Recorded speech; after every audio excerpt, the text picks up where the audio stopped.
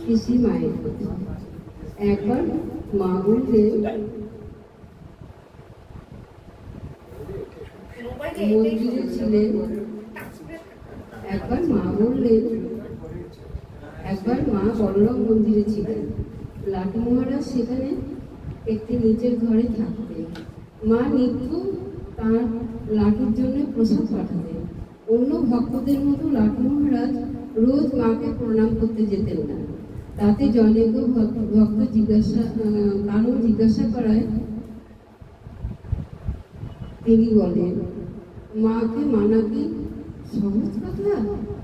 তার ঠাকুরের পূজা তিনি গ্রহণ করেছেন, বুঝো ব্যাপার। মাঠা যে কি তা একমাত্র তিনি বুঝেছিলেন, আর কিঞ্চিত বলতে পারতেন না। স্বামীজি বুঝেছিল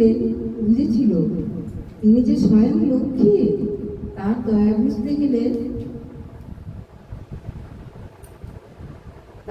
বুঝতে গেলে বহু তপস্যার দরকার।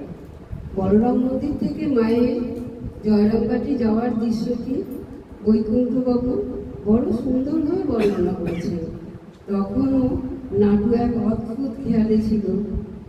একে একে সকলেই মায়ের শ্রীচরণের প্রণাম করিয়া আসিলেন, কিন্তু নাটু নিজের ঘরে পায়চারি করতে করতে বলতে লাগিল, সন্ন্যাসী গো, অহু পিতা, অহু মাথা।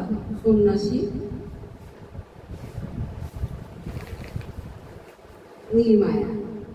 মা যখন সিঁড়িতে, তখন নাটু আপন খেয়ালে উচ্চস্বরে ওই কথাগুলো বলিতে লাগিল। দোরগোড়ায় দাঁড়াইয়া মা যেন বলিলেন, বাবা নাটু, তোমার আমাকে মেনে কাজ নেই বাবা। অমনি নাটু তড়াৎ করিয়া এক লাফ মারিয়া মায়ের শ্রীচরণে আসিয়া প্রণাম করিল। প্রণাম করিতে করিতে লাটু খোপাইয়া কাঁদিয়া উঠিল।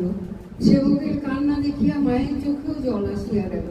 তখন নাটু নিজের উত্তরীয় দিয়ে মায়ের চোখের জল মুছাতে বলিতে লাগিল, বাপ ধরে যাচ্ছ মা, কানতে কি আছে? আবার সরোর তোমাকে শিগগিরি এখানে নিয়ে আসবে। কিন্তু না মা, যাবার সময় চোখের জল ফেলতে আছে কি? সেবক লাটুর এই দরদ মাখানো কথায় আমরা সকলেই অভিভূত হইয়া পড়ি। সত্যি বলতে কি, এই চিত্রটি করবার বিষয় নয়, ধ্যানের বা অনুভবের বিষয়।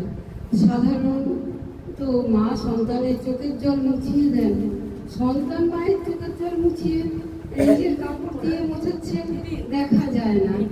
সরল নিরক্ষর লাটু মহারাজের এই অকৃত্রিম বিলিটা তুলনাহীন। মনে মনে ভাবি, আমরা যদি মাকে এইভাবে একটু সেবা করতে পারতাম। এখানকার প্রতি ছেলে মেয়ে তাদের মাকে এইরূপ ভালোবাসে। স্বামী চেতনানন্দের গ্রন্থসূত্র ধ্যানলোক মা সারদা দেবী অনুচ্ছেদ 48 একটি অবিস্মরণীয় চিত্র, পূর্ব পৃষ্ঠা 78 থেকে 59।